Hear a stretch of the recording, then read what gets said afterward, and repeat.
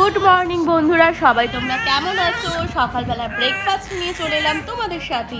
Double ডিমের poach আর bread butter, আর এদিকে আমি আর সুমিত খেয়ে নিলাম। আর আজকে হচ্ছে আমের চাটনি, তারপরে হচ্ছে টক ডাল, আর হচ্ছে চিকেন কষা।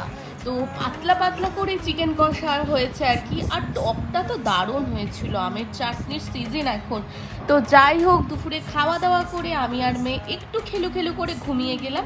বিকেলবেলা নিজের জন্য তো একটু সময় বার করতেই হয় বলো, বাড়িতে বাচ্চা থাকলেও।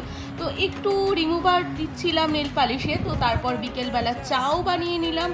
আমরা সবাই একসাথে চা খেয়ে শাশুড়ি মা বানিয়ে দিল আখনি পোলাও। এটা আমার সব থেকে ফেভারিট একটা খাবার, বলতে পারো শাশুড়ি মার হাতের প্রিয় খাবার। তো যাই হোক, যথারীতি অনেকটা খেয়ে ফেললাম।